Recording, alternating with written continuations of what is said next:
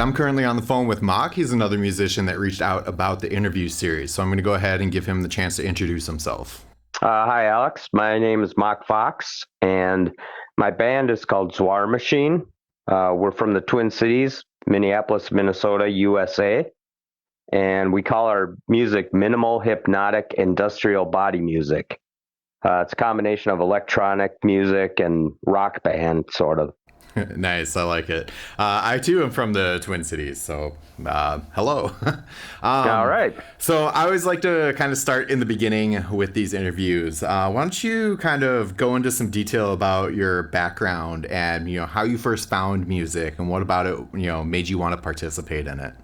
For some reason, I was always drawn to music. You know, radio, whatever was on the radio. I was trying to sit in the car and dial in the radio, and anything from rock music, the sappiest pop music you can think of. I was drawn to it, and at an early age I remember finding my dad's record collection.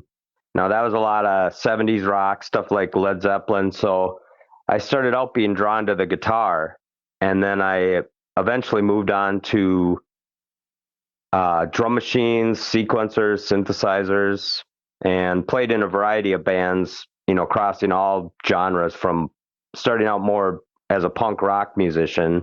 I think that was kind of easy for me to play my own songs that way. And then progressing into more guitar based alternative rock and I don't know, all kinds of different music. Sure. So would you say that, your interest in music developed like outside of the school curriculum and you picked it up more kind of in your own hobby? Um, I did participate in choir when I was in school. I think you had to take maybe some kind of band or choir for a couple semesters, and yeah, it just seemed easier to use my voice as the instrument. And Hmm. I wasn't excelling in choir or anything, but I did like singing. I liked music, so that was kind of my into any kind of formal training. But other than that, I tried to pick up some guitar lessons here and there, but it was mostly my uncle showing me some chords. Once he found I was interested in guitar, he would kind of take me aside, once a week or whenever I saw him, and show me the next chord. And so then I'd kind of pick that up for a while. I was already trying to play sort of the major scale, and he heard me struggling with that, and he said, well, you got to move a couple notes there and you have the major scale. And that kind of opened my eyes also to how chords and scales worked a little bit. Okay, so you had kind of a lot of family training then, learning instrumentation. Not a lot, but it was nice that my uncle took me aside and kind of saw that I was interested in it. And you know I learned the basic open chords from him, C, D, Hmm. G, E, Sure. and then kind of like I say, I was by that time a little bit, maybe a couple years after that, I started getting into punk rock and uh, bands like the Clash or the Dead Kennedys and stuff like that. Black Flag, that was all interesting to me. So Hmm. I found I could even put together a band and sort of play. So I was really, for some reason too, I felt compelled to start a band and make a lot of noise that way. Sure. Let's take a step back and look at kind of that interim period. How long, while you were learning the instrument, did it take for you to actually feel comfortable writing with it?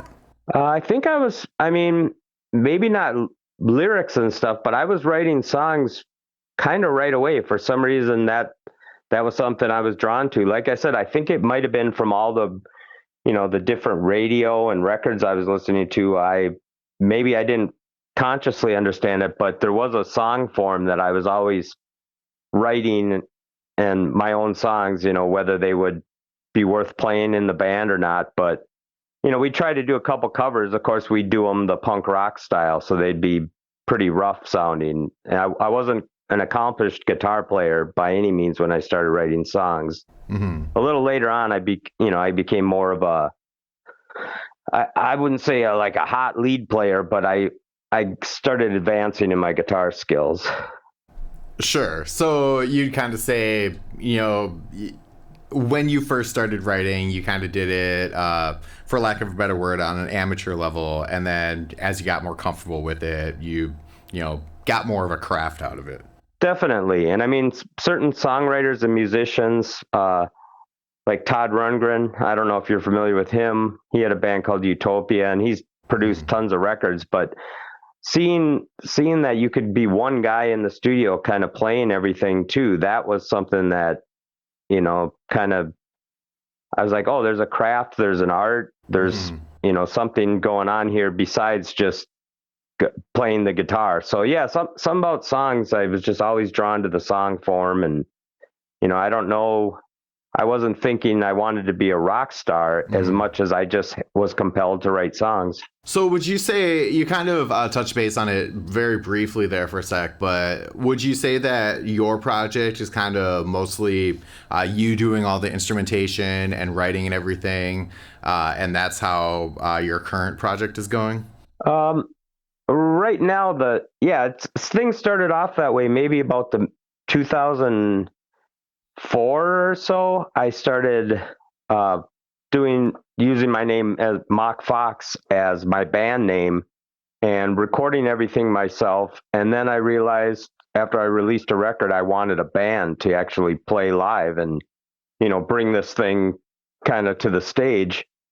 And with Swarm Machine, it was sort of the same thing. I was really getting into this electro industrial sound, and drum machines and sequencers were really heavy. And I didn't feel the need to bring other people in to kind of like muddy up the water, so to Mm-hmm. speak. Like, I just didn't I wanted to keep a pure vision. I didn't want to consult anyone else. I didn't want to vote.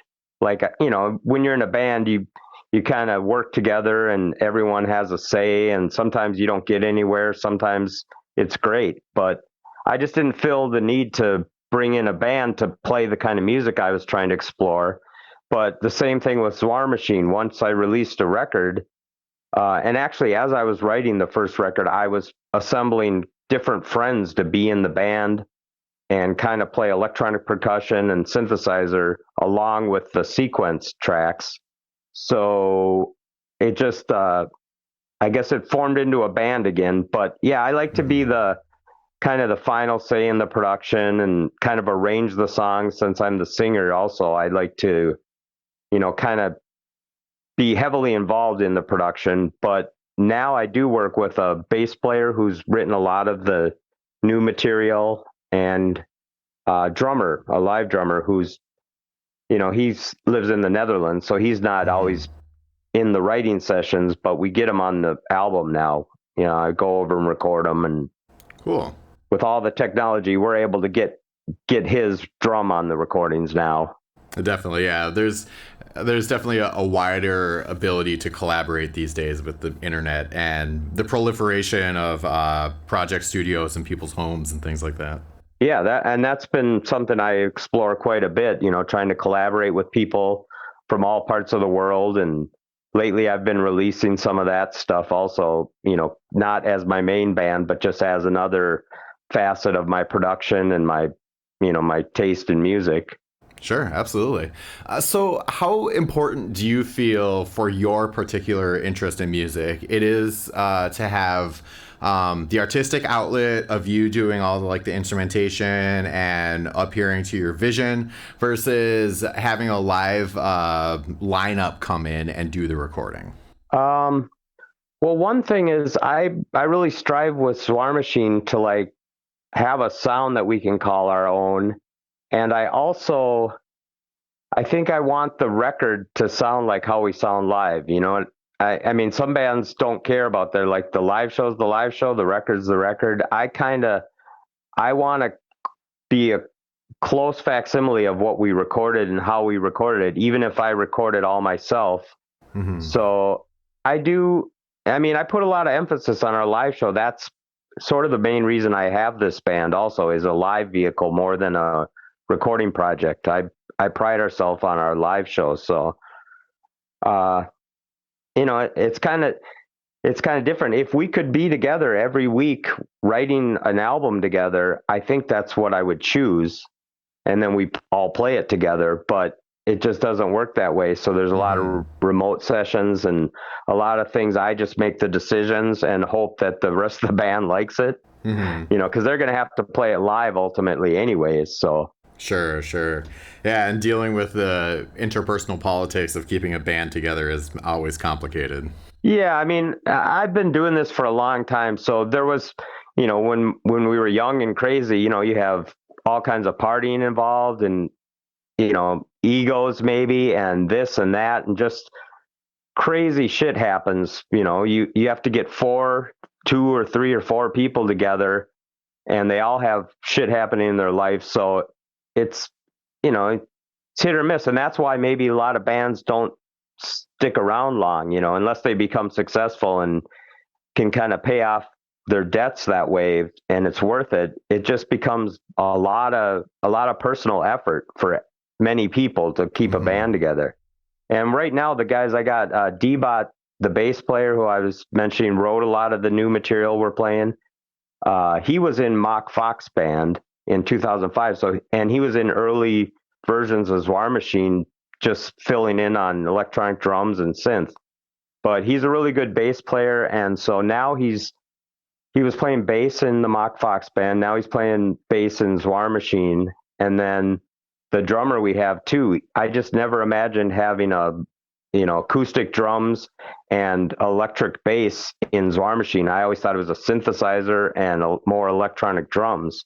But these guys just worked out, and it brings me kind of full circle into my whole punk rock days too, where I want to be a band. I want to, now I want it to sound different. So having a live bass player and the drummer we have does set us apart in the electronic band world, where a lot of it's Mm-hmm. sequenced and it's all synthesizers. And I don't know. I like industrial rock too, the Sure. Wax Trax era, that label in particular. So Mm-hmm. kind of the blend of electronics and rock band style it's not something I would shy away from. It's something I kind of embrace. Sure, absolutely. So, with the current project that you're at in the Zwar machine, what are kind of your aspirations for? Where would you like to see it get to, 5, 10 years from now? Um, well, 5, 10 years from now is a long time. I mean, I'm taking it slowly right now. We built up some steam up until about, 2020 when everyone was sort of put on hold. And we were just starting to play some festivals in Europe and get some feet on the ground in Europe where I mentioned our drummer, he lives in the Netherlands. So the plan was with two of us over here in the States and him over there, it's just less airfare if we want to go do gigs in Europe. So we kind of built everything around this plan to be there, and we had some release gigs canceled in the summer of 2020 in Central Europe because of the pandemic and everything. So right now, my goal is to get us back onto those stages in Europe. We're focusing on Europe because the festivals and the crowds there just seem to be more suited to our style. When we do short tours in the US, basically I'm trying to break even, whereas we can actually with a really good tour manager and manager that we have, we can do okay in Europe. So that's our focus. Just keep playing in Europe, and we've released two full length albums. One we released in July of 2021. So we kind of feel like nobody's really heard these albums. So I'm not in a hurry to go back and record the next album until we can play these songs out. We've been getting good reviews and good reactions, so I feel like we got to let people see the band play them live, since that's what I keep talking about. What we are. We're a Sure. live band essentially. So the goal is just to get out there again. Be able to travel a little bit and do kind of what we had planned. And Absolutely. there's a lot of obstacles now. Besides everybody now scrambling for gigs. So it's not easy for anybody, but I feel like we've got a live show and the music to back it up if we can just get in front of some people. Absolutely. So along, those kind of lines, What are some of your favorite memories that you've had during the time that you have been working in music, whether it be recording or like a show that you went to? What kind of things keep you motivated? Um, I don't know. It's kind of the guys in the band. I want to do this with them. We did as this trio that we released the last record as, and that we've been calling the live band. The last time we played together was October 19th, uh, 2019, or roughly around then. And that was just a great experience for me. It's playing with these guys is like my favorite thing to do. So I want to get back on the stage with them. I was able to play with some bands that I really respected and have been longtime fans of, and meet some of those musicians. That was always really cool. Yeah, and just I want to keep collaborating with people too. So we'll just keep making music. I call it the more melodic side of Zwar Machine is Mach Fox, and that's where I can kind of have a little more freedom. I don't have to sound like the band that I'm, working with. Hmm. I can do whatever I want. So, um, yeah, I don't know. Every time I play on stage, it's a great memory. Usually, that's really where I truly enjoy being. Awesome. So where can people check out your stuff and take a listen to what you're putting out? Of course, we use the great Bandcamp site. That's a really great place, and you can find our stuff at zwarmachine.bandcamp. And there's we have uh, the digital releases are also available on CD, and the first album's on cassette still. I believe there's some of those around. So at our Bandcamp site, where people probably know, that's you can get digital music there, and the money goes directly to the artist. And we also have links to the labels that are releasing our CDs. So if you do want the physical copy of it, you can get those also from the links. And Mach Fox, MACHFOX, that's the other Bandcamp site where we're releasing more of the side projects I have, and some collaborations and all kinds of other stuff. In fact, the last Mach Fox album was outtakes from the Zwar Machine album, so it features Zwar Machine band members. The stuff was just too melodic for Zwar Machine, so we decided to release it under the other name, and that's where all our stuff is. Excellent. Perfect.